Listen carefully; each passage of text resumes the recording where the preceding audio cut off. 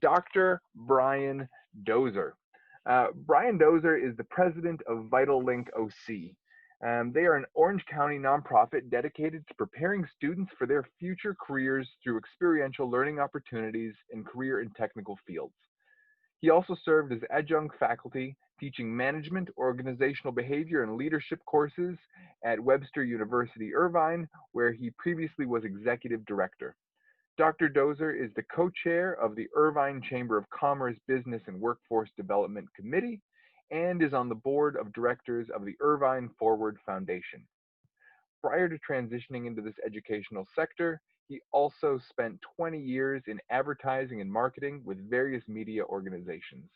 He holds a doctorate of management degree from Webster University and earned an MBA from Pepperdine.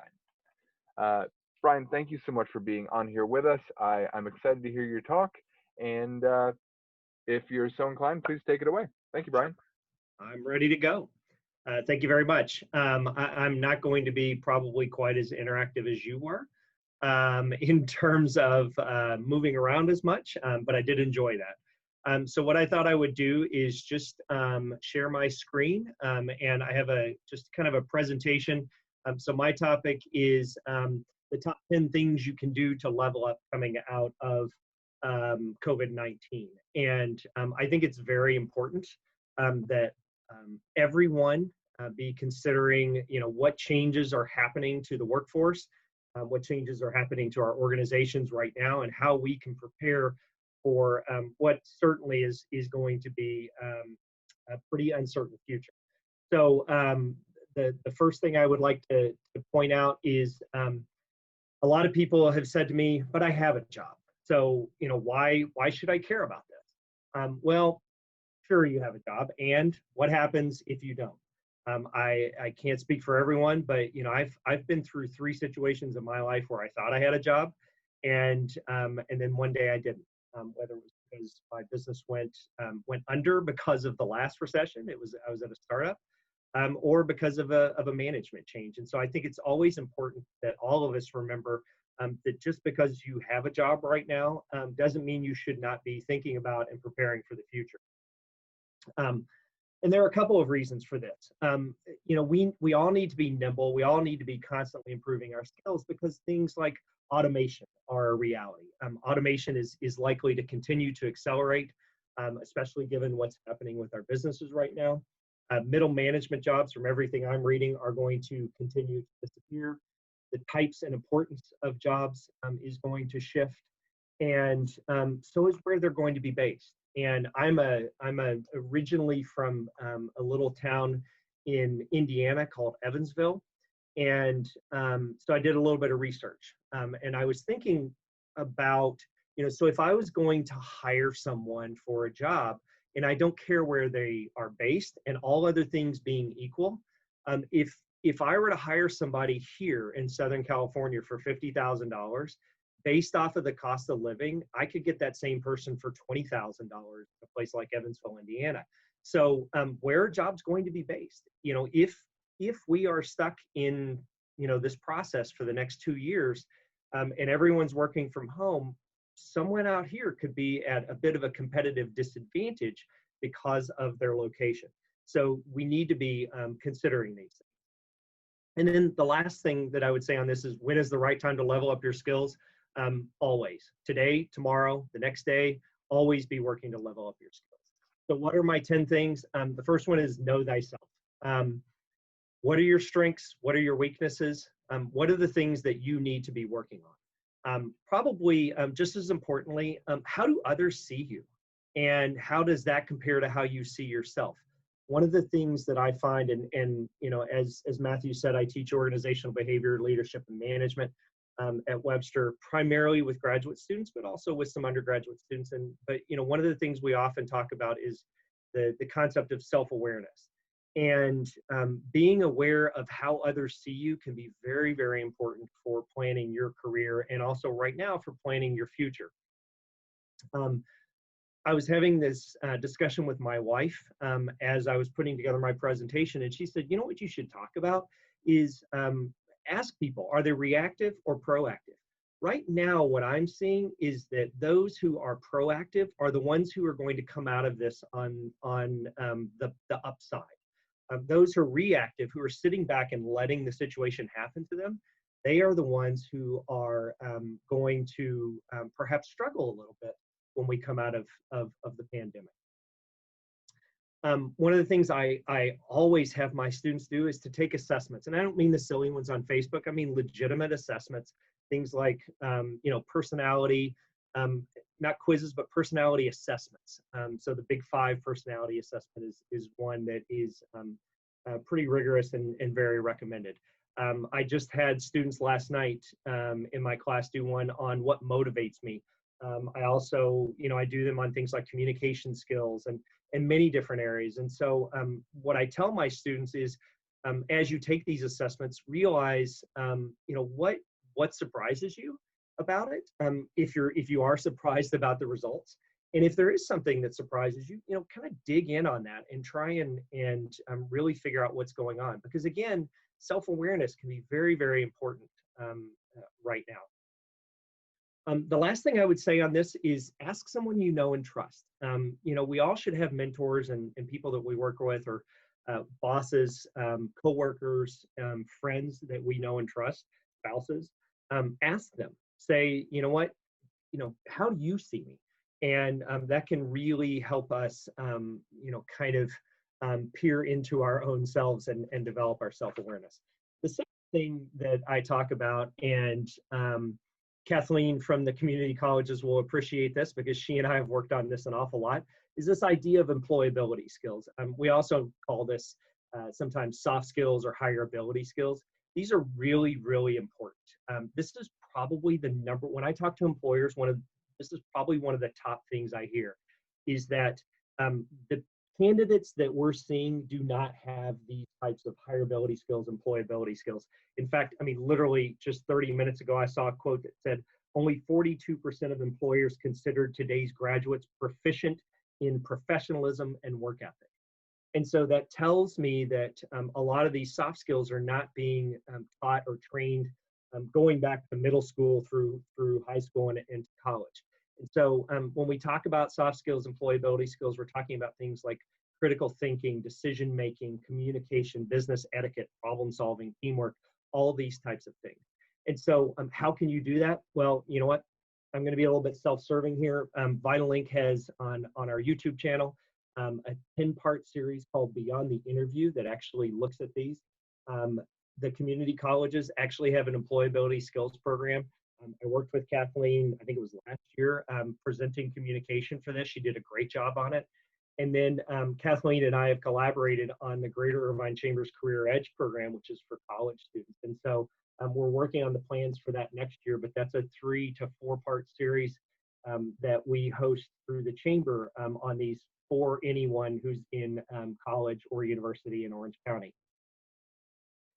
The other thing you can do, number 3 on my list, is certificates and credentials.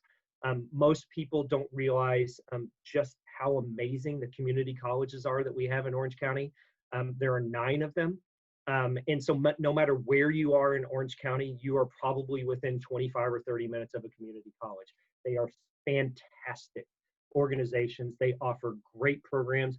You don't just have to go to community college to transfer to a UC or a Cal State or something else. You don't have to go just to get an associate's degree. You can check out their online classes. You can complete a certificate or a credentialing program, or you can just take a class. This is the 3rd summer in a row that my daughter, who will be a freshman in college next year, has enrolled in online classes through the California Community College. Right now, she's taking a Python programming class. She's never been in computer science. She wants to study physics. She realized, you know what, I probably need to work on my skills before I head off to college. And so she is enrolled in that. I saw the bill for it yesterday. It's about $100 for a class, which is really very, very reasonable. And so, the community colleges are a great option for this. There are some 4-year universities that have extension programs that have classes that you can take. And then there are also some private schools, colleges, and university programs that are out there for these as well. Number 4 is networking. Now is a great time to be networking. All those meetings you haven't been able to attend, all those people who haven't had time for you, they have time. I just had one of these this morning with someone. He and I caught up after, I don't know, 6 or 8 months, and spent about 35 minutes on a Zoom call together. I'm trying to figure out ways that we could help each other. One of the things also on this is, are you using LinkedIn? If not, shame on you. Get on LinkedIn now. It is perhaps for me and for VitalLink, one of our most valuable resources.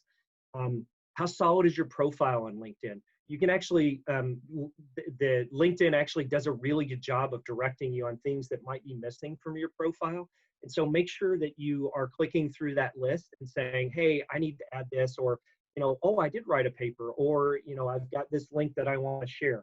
And the more active you are on LinkedIn, the more you're going to be seen and the greater your network will be. In terms of networking, if you have a job, you need to be networking. If you don't have a job, you really need to be networking. I see this with my students all the time. Students who are employed, getting an MBA and thinking, all right, I'm fine, I'm good to go. No, what I say to them is, you need to be networking. You always need to be networking. And like I said, now is a great time to network. One of the things to always remember is people really want to help you. I love helping others, but you have to be judicious in your requests.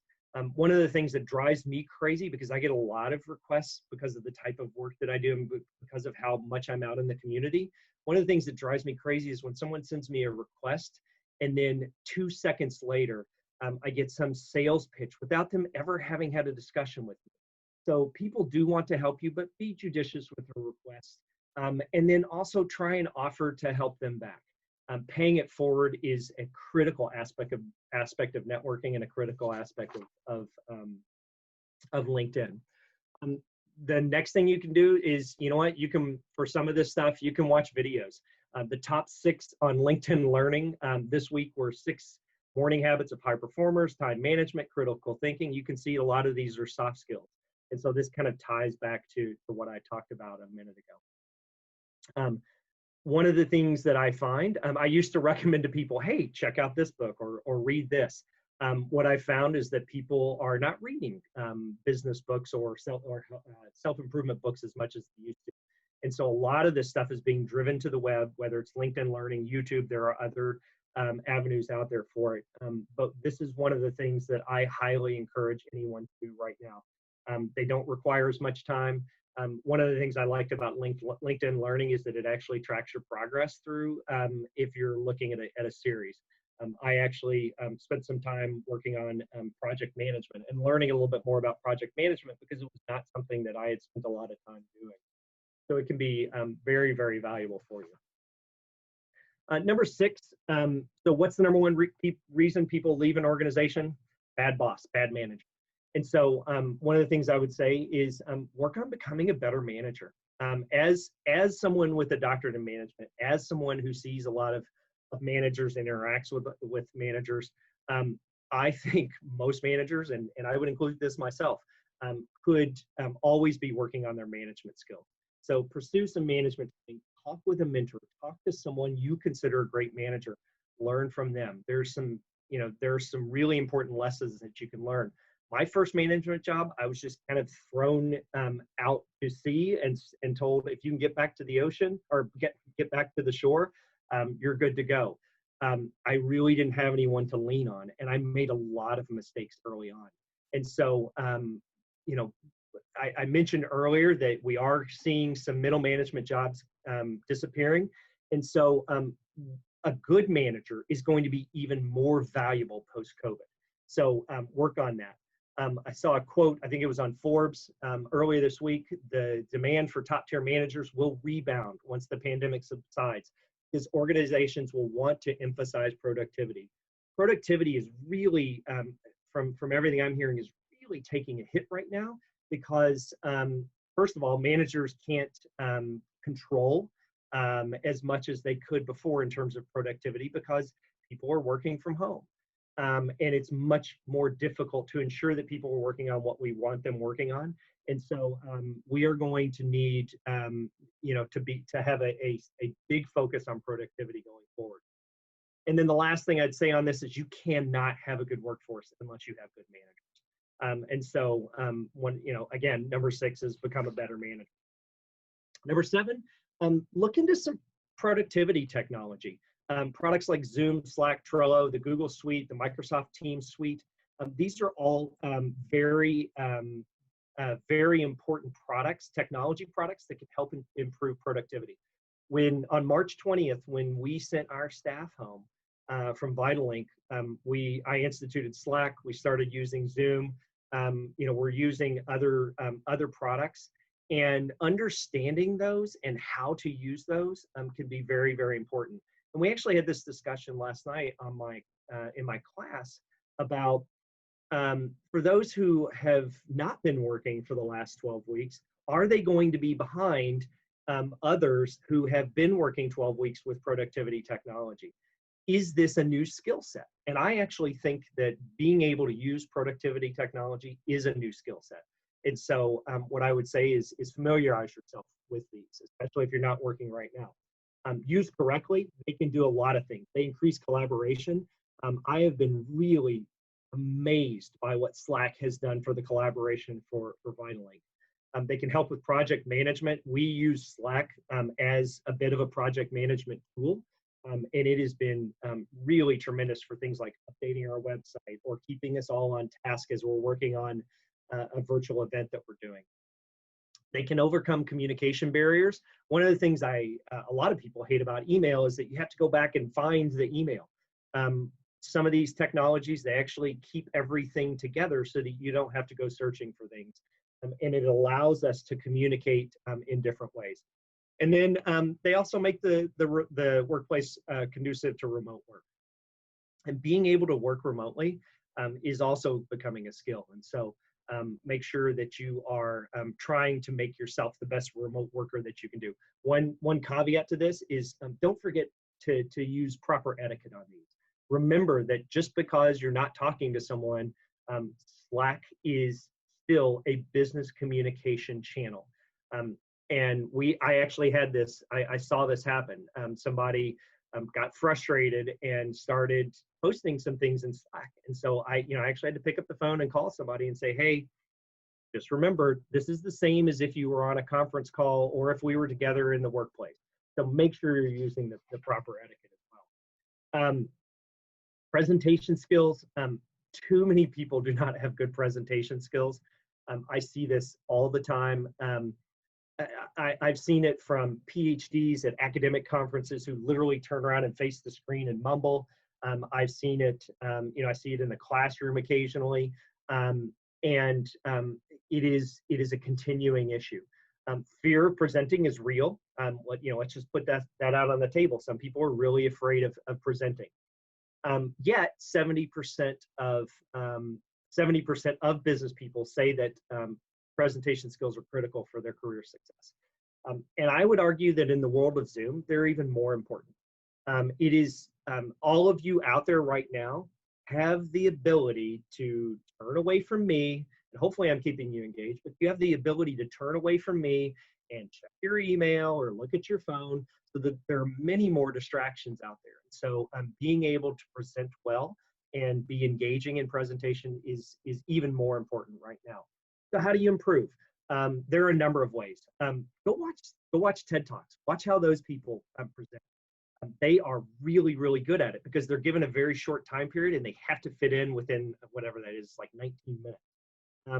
The other thing I would say is join a group like Toastmasters. My wife and I were talking about this. She has her employees go join Toastmasters to learn to speak, and I have recommended the same thing to students as well. And lastly, I would say practice, practice, practice, practice, practice, practice. The more you practice, the more you become comfortable presenting.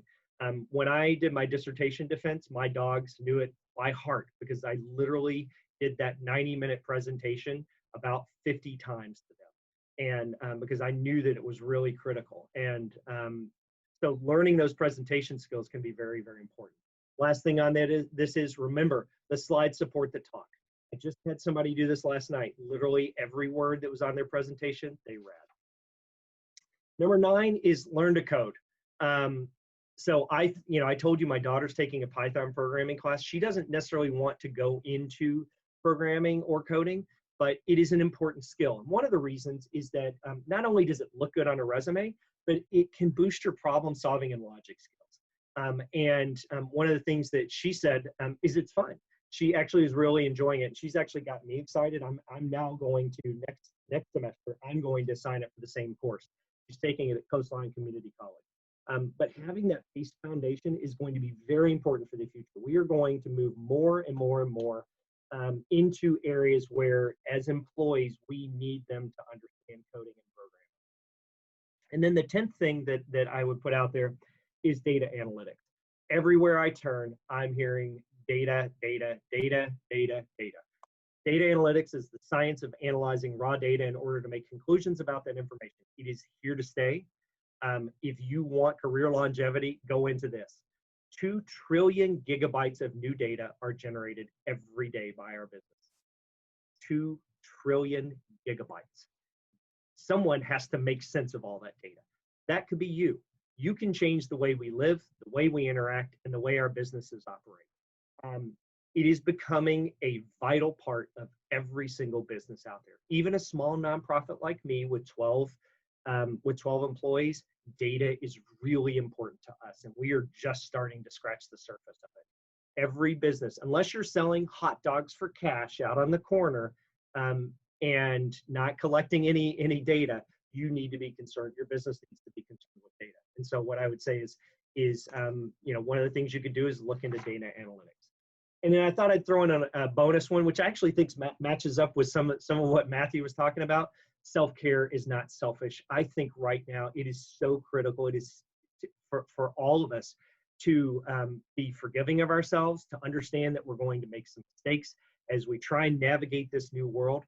I also think it's really important that we take breaks, step away from the screen, step away from the computer, go for walks. What I tell my employees, the staff that works for us at VitalLink, is I don't care if you've been on 4 hours of Zoom calls and you need to take a 2-hour break to go for a walk or go to the store or just take a nap or something just to re-energize yourself, knock yourself out. As long as they are there for the important meetings, and I'm fine if they do the work later on. It is such a critical aspect right now for all of us to make sure that we are taking care of ourselves. Self-care is not selfish. Make sure you're doing it. And that will help you get to the end of the pandemic. And that's my presentation. If you have any questions, you can always reach out to me. It's brian@vitallinkoc.org. If anyone is interested in attending some industry panels for biotech and medical devices with some high school and college students later this week, hit me up. I'll send you the registration link. We're doing that with one of the local community colleges. Just a little plug for what we're doing. And that's all I have. Brian, that was super insightful. I honestly, I just learned a bunch of things. So thank you so much for putting that all together. I couldn't agree more about the self-care thing. It had to be reminded to me, honestly. I was trying to do it. I'm like, I just don't feel that I'm being effective today. And somebody said, well, there's this whole additional level of stress on top of the daily stress that we all deal with. And we forget about that. We brush it off, just like when we're a little sore or achy. We forget that we're going through something. So it's important to be reminded of our own humanity and to give ourselves that love, and we can be much more effective to the ones we surround as well by doing that. So thank you for that. We have a lot of questions here. So several at least. This one came from Arash. He says, what do you consider to be effective networking, and how do you network now that you can't meet in person at group events? Also, somebody else had asked a similar question, and they tilted it towards how, if you're introverted, do you feel to be a good form of networking? So maybe you can hit on both. So what I would say is, there are so many Zoom meetings going on out in the world. And so I've gotten on some of those lists, and as they come in, I participate in them, and I then introduce myself to people that I meet on them. One of the other things that I have spent a lot of time doing is saying to people, hey, if you know someone that I should meet or that I should work with, will you please introduce me? And, it can take a little bit to get that engine kind of going. But once you do and you build a little bit of a network, that, it kind of becomes self-perpetuating a little bit. In terms of introverts, so I'm an extrovert, if you couldn't tell.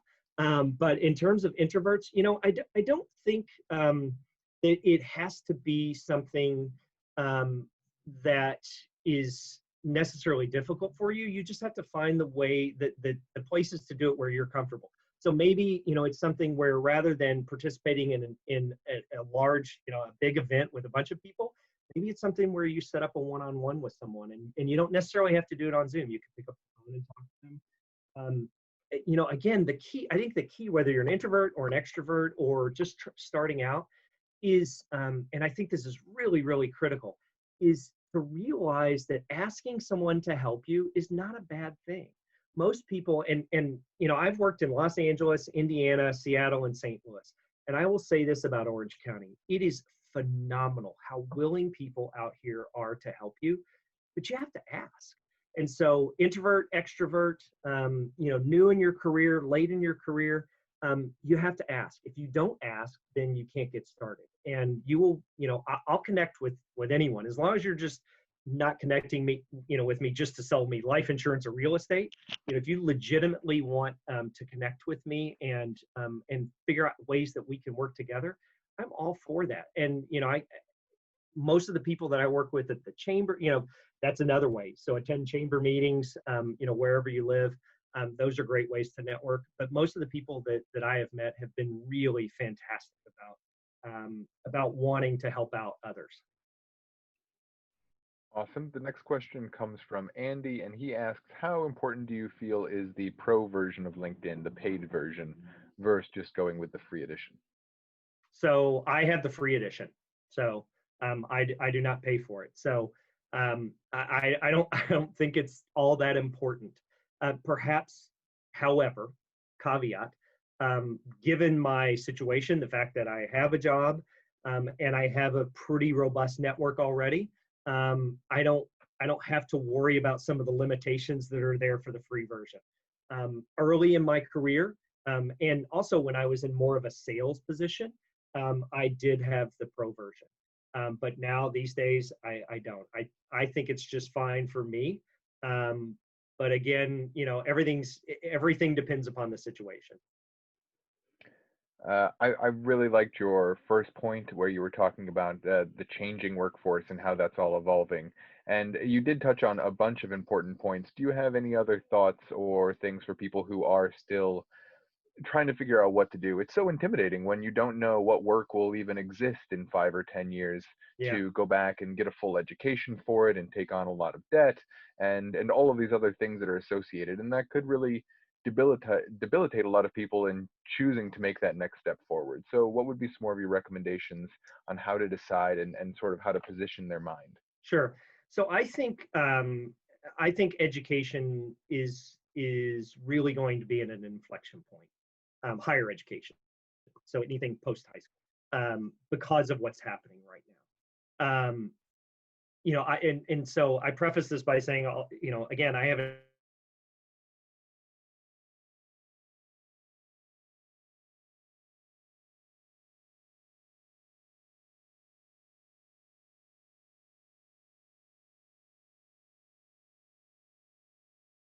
discussion a lot, and it's one of the reasons that I'm with Vitalink. I do think that there is a bias towards 4-year in the media, parents, and then in some of the high schools. There's this drumbeat for 4-year, 4-year, 4-year, 4-year. That's the only path. That's not the only path. That is a path.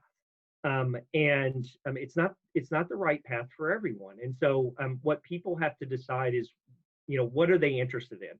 And so one of the thing that Vitalink does that we are really trying to do with the community colleges and the ROPs and the K through 12s is to introduce students to what we call middle skills jobs in these 8 or 9 sectors that are important areas in Orange County, things like digital media arts to engineering to advanced manufacturing degree. These are jobs that pay well. Automotive technology is one that don't necessarily require a 4-year degree. And so, our motto is explore, discover, and connect. And so that's what I would say to people: do some exploring, right? And then try and discover what interests you, and then connect to people in there. And so, the industry panels that I'm talking about, we're doing on Friday. We're doing biotech and medical device, and we have somebody coming in from Gilead, which is the organization that did the drug remdesivir, and so they're going to talk to students about what it's going to take to get into that. So what I would say to anyone right now is, don't decide a path, and then to the exclusion of everything else. Do some exploration in terms of what jobs are going to be. I mean, if we could answer that, we would probably all be billionaires. That's something that Kathleen and I have explored at the chamber with that group for the last probably 3 or 4 years. And just when you think we know what's going to happen, something like the pandemic happens and it blows it all up. And so I don't think any of us really know what's going to happen coming out of this, but I can tell you that disruption it's big disruption, right? Business, education, across the board. It is seriously big disruption. Yes. It's not community disruption, it is planetary disruption. Absolutely. But that's also when the biggest changes and opportunities can come to be. And I think that's something that we can all forget about. Yes, there are lots of doors closing right now, but that means that new things are opening and beginning. And we need to be able to ground ourselves and have the mindset of being able to evolve into the next steps of where we're all headed as a society. And I think that goes back to my point about being reactive or proactive versus reactive, right? This is, I said this to our staff, this is literally the greatest lemonade making opportunity in history, right? Or at least in our lifetime, right? We have been given more lemons than we know what to do with. And so, VitalLink traditionally has been all on ground programs, switching to completely virtual. The organization that we have today is light years from what it was on March 15th. And anyone who's worked with us can tell you that we are completely different. We have a completely different mindset. We have a completely different energy. We have a completely different focus. I'm actually working on a completely new strategic plan because everything that we had to tear it up and throw it out the door and start over again. And so you can look at that as an opportunity, or you can look at that as a challenge, or you can look at that as something to defeat. And I refuse to be defeated by it. And so does my organization. And so do most of the people that I know. And so we're going to make a lot of lemonade. And the last question that we have is based around, you spoke to presentations. Obviously, this is something very much on my mind too. The whole reason I started the Pro Presence brand was to help people facilitate better presentations and meetings, especially on a virtual thing, because a lot of people don't know how to do that. I've also talked to a lot of several VCs who have said they're not interested in taking video meetings with people because they don't feel they can create an authentic understanding of what that person is like through a video meeting, and that's just a lost opportunity. I think we're all transitioning very quickly here, and so some people are going to be not as quick to adapt to things like Zoom and Google Meet as others. But what are some of your thoughts on that presentational shift? Like, what do you think about when joining a video meeting and doing a digital presentation versus a live presentation? So first of all, I think that it needs to be very tight and short and to the point, right? So we hear about Zoom fatigue. The presentations that we're doing on Friday, the panels, normally when we get people together for a panel, it'd be 90 minutes to 2 hours. Nope, 40 minutes, 10 minutes for Q&A for the students, and then 5 minutes for the community college to present their piece. Bam, done, on to the next. So I think you do have, you have to, if you keep it fast paced, and not lightning pace, not lightning speed, but fast paced enough and keep people's attention, then you can deliver, a better presentation. I do agree. I would love, I feel much better in person presenting. Because my natural inclination is to move around a lot, and so I find myself kind of sitting here. A lot of communication is body language, and so kind of I feel like I'm strapped to the chair, and so I'm with you. I would rather do it in person, but I think there's some things that we can do in terms of keeping it tight, keeping it moving along that can be important. One of the other things that I say, and I say this to my staff, is turn off your phone. I normally wear an Apple Watch. I take it off when I'm presenting or when I'm in an important meeting, because if I get a text, it buzzes and it bothers me, and it can break my train of thought. I turn off all the other monitors. I shut down my email. If you're going to be present, be present. And I think that is really just so important for a meeting. And if you're doing a one-on-one networking with someone, the last thing they want you to do to see you do is this, right? Because then what you're saying to that person is you don't matter as much as what's going on over here, right? Yes. And so when I was on the call today, turned off the phone, took off the watch. I have 2 monitors, so I shut the monitors down, and I was really just focused on that person, right? And it's very easy to get distracted, and when you do get distracted, then you lose the train of what's being discussed, and then you can't answer a question. And you're like, oh wait, what did you say? And then you just look inauthentic. And I think authenticity is something that we really need to be trying to maintain during these Zoom days. All super insightful. So we have literally like 1 minute left. Tell me one thing that you have either most enjoyed or really learned, something that kind of became new information to you post-COVID. Looking back, what is something that you now see differently? What do I see differently?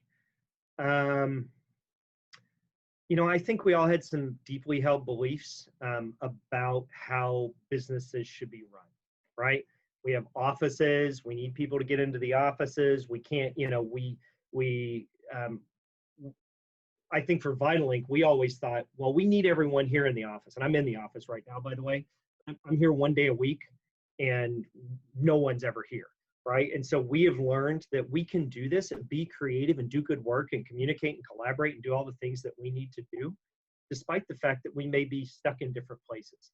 And so I think what we've learned is that we, as an organization, can evolve much more quickly than we thought we could.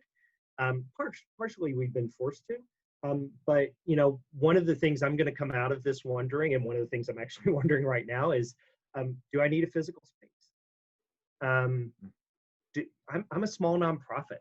Should I be spending that much of our donors' money on a physical space? Or should we perhaps really stick to a virtual, an at-home office for everyone? And then have a smaller space where people can come in if they need to collaborate, but not necessarily the 2,000 square feet or whatever it is that we have that's just sitting empty right now, and is a home for bugs, right? Because that's really all it is. It's a home for cockroaches, spiders, and roly-poly bugs. Right. This has been super insightful. I have genuinely learned a lot. Thank you for your time and your knowledge. Yeah, thanks for having and me. Your authenticity. I appreciate you. This is Thank you. VitalLink OC. Yeah. .org. Check it out. .org. Yep. Thank you. Thank you again.